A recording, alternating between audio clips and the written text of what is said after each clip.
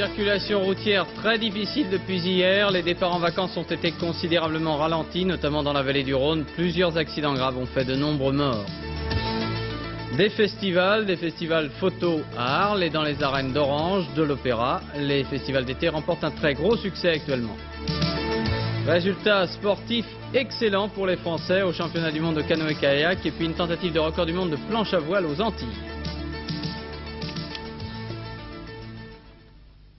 Une journée supplémentaire de détention pour Marcel Carton, Marcel Fontaine, Jean-Paul Kaufmann, Jean-Louis Normandin d'Antenne 2 et Roger Hawke. Les otages français au Liban n'ont toujours pas été libérés. Bonsoir, c'est par dizaines, voire par centaines de kilomètres que l'on peut tenter de comptabiliser la longueur des embouteillages du réseau routier français depuis hier soir. Les difficultés les plus importantes ont été constatées dans la vallée du Rhône. De plus, malgré les consignes de sévérité données aux gendarmes et policiers, ces départs en vacances ont été marqués par plusieurs accidents mortels. Le plus grave a eu lieu dans l'Yonne, il y a 8 morts. Commentaire Florence Mavic. Ah, les vacances. On rêve d'un rosé bien frais et d'un champ de lavande, mais ça commence toujours par un bouchon qui coince et une odeur de gaz d'échappement. Aujourd'hui, ceux qui étaient sur le pied de guerre dès 4 heures du matin auront pu rouler à une allure raisonnable jusqu'en milieu de matinée. De quoi passer les péages sans s'énerver au portillon. Les lève-tard, eux, auront rongé leurs freins, alignés au cordeau, coincés entre deux pare-chocs, dès 9 heures. Tôt dans la matinée, un bouchon de 40 km s'était formé entre Auxerre et Avallon sur l'autoroute A6, à la suite de l'accident le plus meurtrier de ces départs. Peu après 4 heures ce matin, un poids lourd est entré en collision avec plusieurs véhicules. Bilan 8 morts et 4 blessés graves. Les automobilistes ont pris leur mal en patience. Il y avait d'un côté les optimistes. On hésitait entre ce matin, partir à 5 heures et partir maintenant. On a préféré partir maintenant et je vois que ça doit changer par rapport à ce matin. Après, si j'entendais à la radio. Vous avez organisé votre voyage, vous avez amené des choses là pour patienter? J'ai beaucoup d'itinéraires bis, j'ai toutes les cartes disponibles. De l'autre, les résignés. Et vous aviez prévu, en partant à cette heure-là, que vous auriez des problèmes? Normalement, justement. Vous pensiez que ça irait bien? Bah oui, mieux quand même qu'en partant plus tôt. Alors comment vous vous êtes organisé avec vos enfants? Vous avez prévu quelque chose pour les occuper? Oui, des livres, des cahiers à dessiner. Ils s'occupent. Enfin, les malchanceux. Mais pour beaucoup, l'aventure commençait au coin de la rue. Ça bouchonnait sur les trottoirs pour les adeptes de l'autostop. Et il y a encore loin des pavés jusqu'à la plage. Oui, bon courage. J'ai également appris que dans le Loiret, à la Ferté-Saint-Aubin, ce sont 3 personnes qui ont été tuées dans une collision entre 2 voitures tôt ce matin. Prudence donc si vous êtes prêts à partir sur les routes. Je vais voir si on peut tenter d'être en liaison directe avec le capitaine Biévert à Rosny-sous-Bois. Capitaine, vous m'entendez? Oui, très bien, bonsoir. Bonsoir, je vais vous demander un point sur la circulation sur les routes de France. Alors comme vous le voyez à 20 h, la circulation est pratiquement redevenue normale sur tout le territoire. Le bouchon de 20 km qui s'est situé encore il y a quelques instants entre Valence et Orange est résorbé. Il reste 25 km de bouchon à la hauteur de Montpellier sur l'autoroute A9 et 2 heures d'attente au bac du Verdon à Royan. Tout le reste est normal. Pas de prévision plus pessimiste pour demain? Écoutez, demain, Bison Futé prévoit quelques ralentissements dans la vallée du Rhône, enfin ralentissement, je ne dis pas bouchon, et quelques perturbations sur les routes des plages aquitaines et méditerranéennes, ce qui est normal pour la saison. Et puis peut-être déjà quelques indications pour les retours mardi? Oui, mardi, les retours sur la capitale ainsi que les régions, les villes importantes comme Lyon, Marseille et Bordeaux vont connaître quelques problèmes entre 17 et 23 heures. Donc il faut essayer là encore d'étaler ces retours. Exactement, revenir soit avant 16 h, ce qui est difficile, ou alors après 21 h, 22 h. Une question, capitaine, j'étais frappé par la carte que nous voyons au cours de notre journal de 13 h. Beaucoup de bouchons. Est-ce qu'il n'y a pas eu des erreurs dans les prévisions de Bison Futé? Non, négatif, il n'y a pas eu d'erreur de prévision. D'ailleurs hier sur votre antenne, j'ai dit aux gens de partir entre 21 h et 3 h du matin. Et je pense que tous ceux qui ont respecté cet horaire ont pu parcourir l'autoroute du Sud sans problème. Merci beaucoup de vos indications. La capitale, elle, s'est en revanche en grande partie vidée de ses habitants, mais a gagné en touristes. Ceux-ci peuvent bénéficier depuis le début de ce mois d'une bonne initiative. Des jeunes engagés comme TUC, c'est-à-dire travaux d'utilité collective pour des jeunes à la recherche d'un emploi, sont à la disposition de ceux qui font connaissance avec Paris. Nous avons voulu tester avec Pascal Deschamps et Jean-Marie Lecartier ces jeunes TUC. Un homme marche au sol, au milieu de la foule. C'est un touriste, il est perdu. Enfin, presque. Équipé par nos soins d'un micro HF, il doit tester pour nous ces jeunes assistants linguistiques lancés dans les rues de Paris pour remettre les touristes sur le droit chemin. C'est quoi Yes, the Wax Museum with all the statues, Margaret Thatcher, Ronald Reagan and so on. Ah, les écrivains. 1 kilómetro máximo. No hay metro para ir andando. No, no hay metro. Porque me duelen mis patas, hein. Formation linguistique, rien à dire. Les jeunes Français aiment les langues étrangères. En tout, 6 langues ont été sélectionnées, dont le japonais. Des uniformes accrocheurs, une batterie de plans et de cartes en tout genre. Un seul problème, les clients, qui se font rares. Il y a beaucoup de touristes qui viennent comme ça directement vers vous? Non, aucun. Très peu. C'est pour ça qu'on t'a vu arriver, c'est pas possible, il y en a un qui vient enfin. Il faut motiver les jeunes, il faut leur donner un peu plus de formation probablement. Et puis les touristes sont un peu surpris aussi, il faut trouver la bonne formule pour les aborder, ou en tout cas pour se faire reconnaître des touristes, parce qu'a priori les touristes ne sont pas tout à fait habitués à trouver cela en France. Alors une solution, prendre l'initiative. Le premier moment de surprise passé, et avec l'assurance que le service est gratuit, l'accueil est plutôt bon, car le besoin, lui, existe. C'est une merveilleuse idée, parce que moi, personnellement, je n'ai pas de guide. Paris, c'est vraiment grand. Il y a beaucoup de monde. On a envie de tout voir, non ? Alors, si vous restez à Paris, rien ne vous empêche après tout de faire appel à eux, vous aussi, histoire de jouer les touristes. Je viens d'apprendre qu'à l'issue d'une importante opération de gendarmerie dans les Hautes-Pyrénées, notamment par les gendarmes du secteur d'Argelès-Gazost, 2 personnes ont été arrêtées. Ce seraient 2 militants de l'organisation indépendantiste basque Iparretarak. Et parmi ces 2 personnes, Gabriel Muesca, 25 ans, l'un des chefs du groupe Iparretarak, qui a été arrêté, avait été libéré, entre guillemets, par un commando basque. Il était à la prison de Pau. Il avait été ainsi évadé le 14 décembre dernier. Il s'appelle donc Gabriel Muesca, c'est l'un des chefs d'Iparretarak. La cour d'assises du Rhône a condamné Klaus Barbie à verser symboliquement 62 fois 1 franc de dommages et intérêts à 62 associations et personnes qui s'étaient constituées partie civile lors de son procès contre les crimes contre l'humanité, pour les crimes contre l'humanité. Cette condamnation a été décidée à l'issue d'une audience civile d'1 heure ce matin dans la salle des assises de Lyon.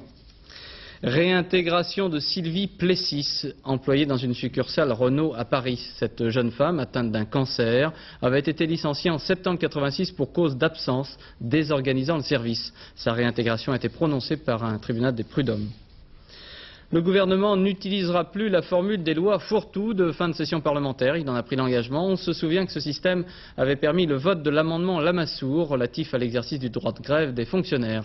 La session parlementaire de printemps est maintenant finie. Pascal Guimier en a retenu quelques instantanés. Qu'aucune voix ne manque. Jacques Chirac demande et obtient la confiance. Le gouvernement semble assuré du soutien de la majorité, de toute sa majorité.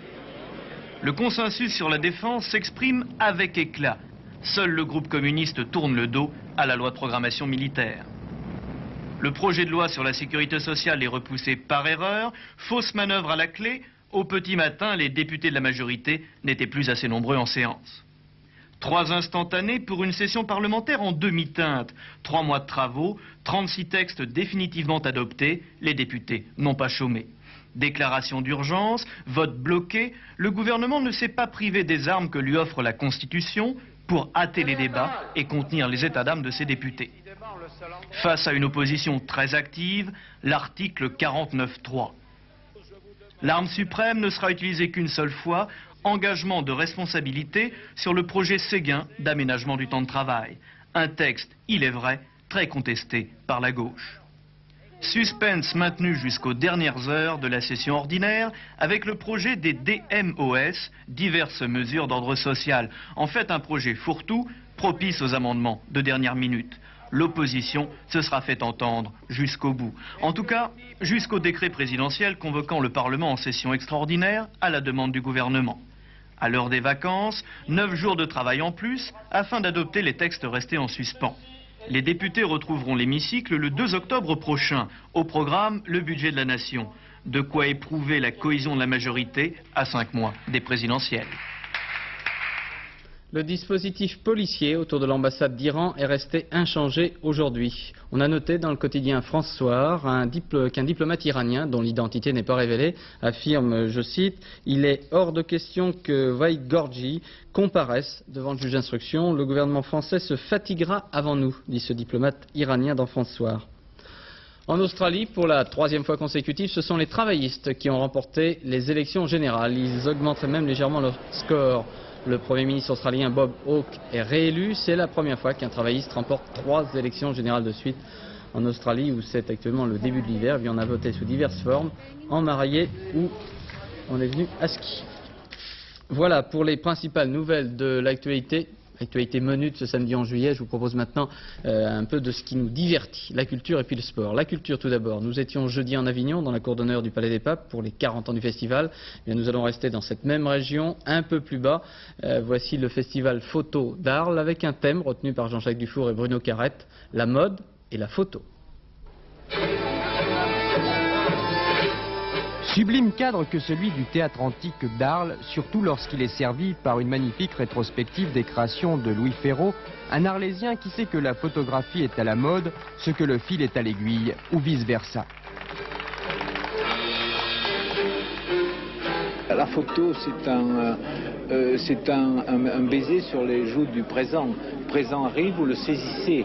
Notre mode, c'est un peu la même chose. Nous essayons de saisir un moment un peu plus long, mais quand on parle de chic, dès qu'on arrive au mot chic, on arrive presque à la photo. Le mot chic inclut le mot photo, parce que c'est un moment précis du temps qu'on arrête et qu'on explique aux gens.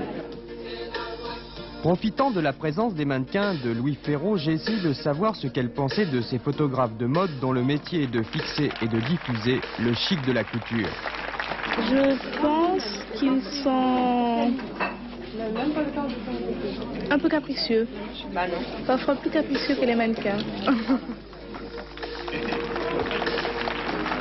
Il y a les gentils, il y a les méchants, il y a ceux du milieu, il y a les bons, il y a les très bons, il y a les très méchants, les très mauvais, comme ça.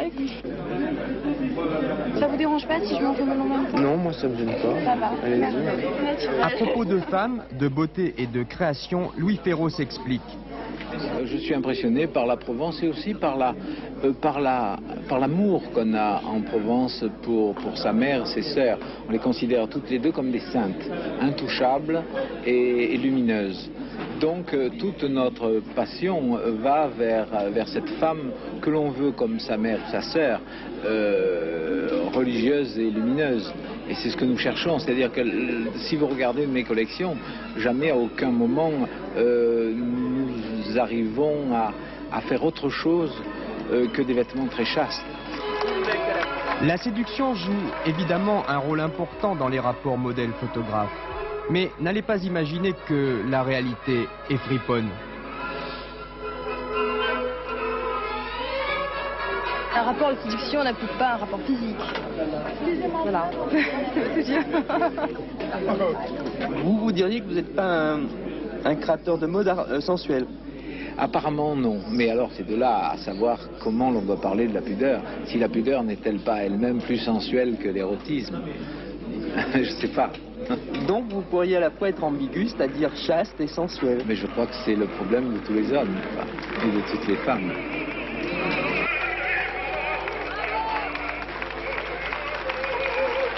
Chaste et sensuelle, la formule a fait recette et a su séduire les spectateurs et aussi les photographes, toujours avides d'images choc ou chic.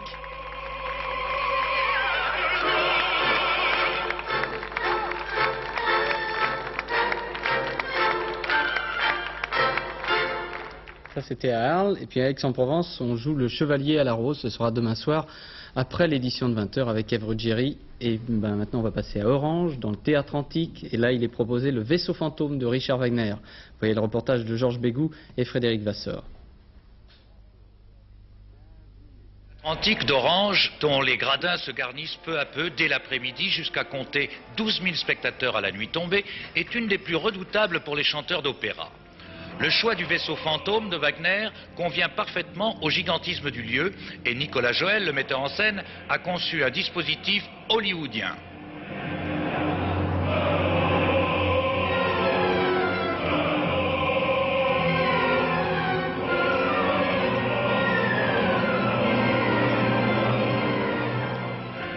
Dans le rôle du Hollandais volant, un personnage mythique qui recherche désespérément l'amour, une des plus belles basses d'aujourd'hui, l'américain Simon Estes.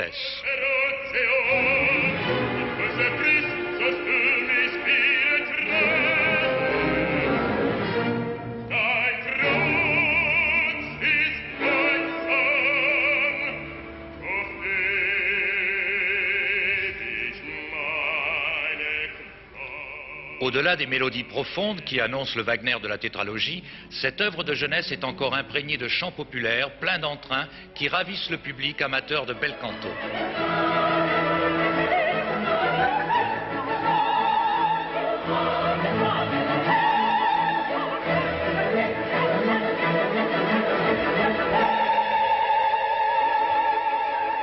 C'est à Orange, dans le Théâtre Antique. Je vous rappelle aussi le concours de l'été, l'Express Antenne 2, 3e semaine, les trésors de l'histoire. Et cette semaine, il est question de Napoléon.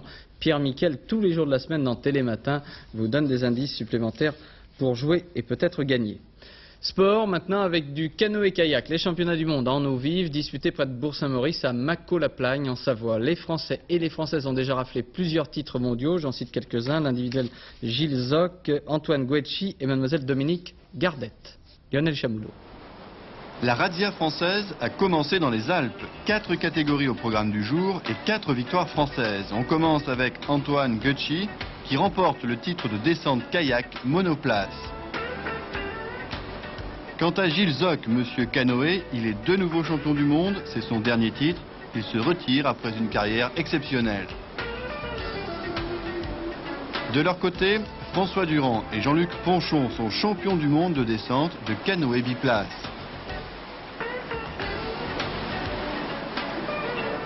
Et chez les dames, 2e titre mondial pour Dominique Gardette. L'objectif inavoué des Français, c'est le Grand Chelem. Lors de ces championnats du monde à Bourg-Saint-Maurice, c'est bien parti.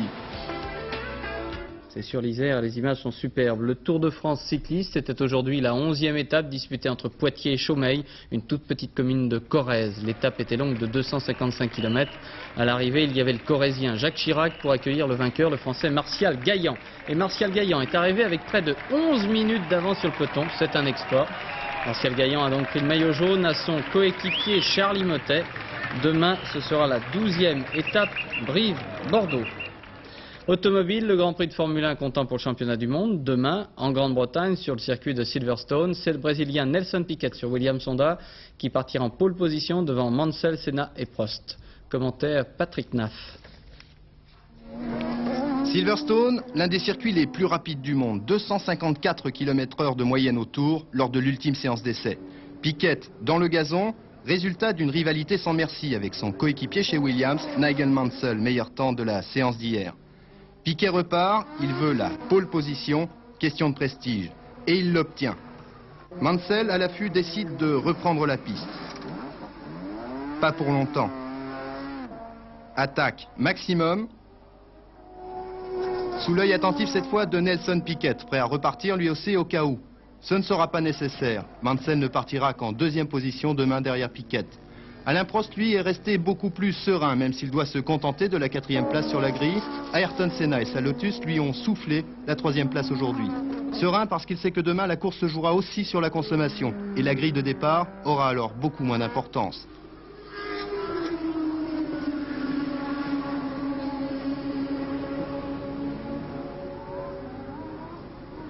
Voilà, c'est la grille de départ de Silverstone, Grand Prix de Formule 1 demain. Et puis pour le Tour de France à la voile, l'arrivée de la 2e étape, Dunkerque-Dieppe, devrait être jugée demain en fin de matinée. C'est le problème de vent qui empêche toute précision sur l'heure d'arrivée. Il y a encore 34 bateaux en course dans ce Tour de France à la voile, où Antenne 2 est en exclusivité et vous donnera les résultats dès demain. À la Martinique, Yann Roussel est en train de tenter un record du monde exceptionnel, celui de la plus longue distance sur planche à voile en 24 heures. Il tente de faire Martinique, Grenade, Martinique. De quoi faire rêver tous les véliplanchistes amateurs que nous sommes. Reportage à la Martinique de nos envoyés spéciaux Patrice Pellet, Michel Gianoulatos. 14h, heure de la Martinique, Roussel s'élance sur sa planche à voile, direction plein sud, vers l'île de la Grenade. Ce qu'il va tenter de faire, franchir la barre des 700 km en 24 heures et battre son propre record réalisé en 1983 avec près de 520 km. Un exploit difficile à réaliser, les conditions météo, l'état de la mer et les pétroliers géants qui naviguent dans les Caraïbes sont autant d'obstacles qu'il faudra surmonter. Et puis, il y a la nuit. Ça sera la nuit, vers 7h, 8h du soir. La lune commence à se coucher et la nuit apparaît. Là, ça devient angoissant et c'est vraiment très fatigant. C'est lutter contre le sommeil pendant 12 heures de nuit. Qu'est-ce qui se passe la nuit quand on est sur une planche? À quoi on pense? On pense à beaucoup de choses et à rien du tout. On est isolé complètement et on est seul, on se retrouve tout seul. Si tout va bien, retour prévu demain dans l'après-midi. Pour réussir, la vitesse sur l'eau de Roussel ne devra descendre à aucun moment en dessous de 30 km/h. Un exploit. Résultat du tiercé d'aujourd'hui, 3, 19, 12. Dans l'ordre, ça vous donne pour 5 francs 1720 francs. Dans un ordre différent, 344 francs. C'est tiercé d'aujourd'hui, 3, 19, 12. Et pour demain, eh ben, c'est à vous, Pierrette. Hein? Et oui, en effet, les courses se dérouleront demain après-midi sur l'hippodrome de Saint-Cloud, avec entre autres au programme une course classique, le prix Maurice Deneuil, et surtout le prix de Lizy, qui a été choisi pour le tiercé quarté plus, la nouvelle formule de jeu qui semble satisfaire la plupart des parieurs, puisque depuis sa création, on a constaté une nette augmentation des enjeux. Demain, dans le prix de Lizy, course handicap longue de 2100 mètres, vous aurez encore l'occasion de vous lancer dans l'étude de ce papier des courses, qui devrait certainement permettre de toucher un bon rapport. Merci. Bon, Claude, je me retourne. Vous en prie, oui. Oui. Car l'échelle des poids étant répartie de façon judicieuse, eh bien la plupart des 19 chevaux. Il y a un problème de vision de caméra. Oui, non, mais je vous expliquerai après pourquoi. La plupart des 19 chevaux âgés de 80 et plus engagés dans ce tiercé quarté plus peuvent prétendre disputer l'arrivée. Cette rencontre sera passionnante avec des chevaux d'un bon niveau général. Personnellement, pour ce traditionnel tiercé de Saint-Cloud, je ferai confiance à la forme, c'est-à-dire aux chevaux qui viennent de montrer leurs bonnes conditions physiques. Bon, allez, passez donc les pronostics. Oui, on y va directement, c'est plus. Ça sera mieux, parce que je crois que Pierre a des problèmes là aujourd'hui. Bon, et bien voilà la sélection que je vous propose. Voilà. Éclat de joie, le numéro 7. Buiste 13, le 10 Forbet, le 17 Quetzal Pacha, le 8 Clap Hansing, le 9 Strangio, le 16 Coup de Maître et le 19 Andrew. Bon. Et ben voilà, vous voyez, vous savez de quoi vous reconvertir, Claude, dans les pronostics du tiercé. Merci beaucoup, merci beaucoup. Non, mais mettez des lunettes, Pierre, ce sera plus simple, je vous en prie. Mais c'est étonné. Merci beaucoup. Ce soir sur Antenne 2, Carlos reçoit et fait la boum avec Nostalgie. Antenne 2 est associée en effet à Radio Nostalgie sur tout son réseau français pour retransmettre cette soirée des années 60. Explication avec Anne Gainsburger.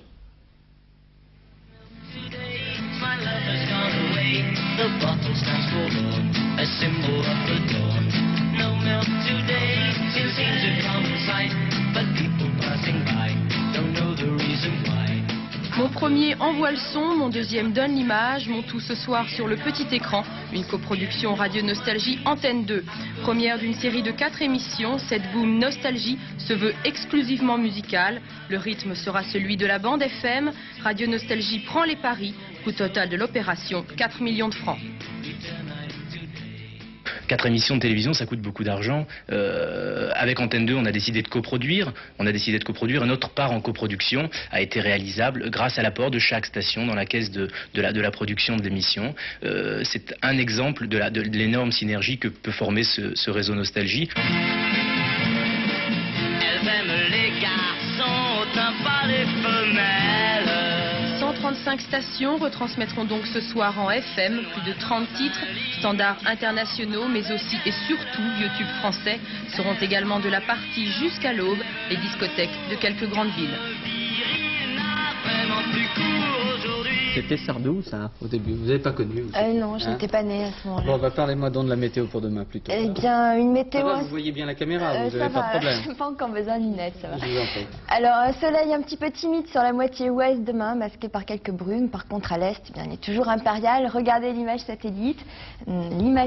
Voilà, une image satellite toute sombre avec un bel anticyclone qui règne sur le pays. Et puis une perturbation qui se trouve actuellement sur l'Angleterre, qui va gagner demain la Bretagne, les côtes de la Manche, qui va s'infiltrer vers l'intérieur du pays. Et puis des petites remontées d'air chaud qui provoqueront quelques entrées maritimes sur le sud-ouest demain, mais ce n'est pas bien méchant. Regardez la carte du temps prévue pour demain.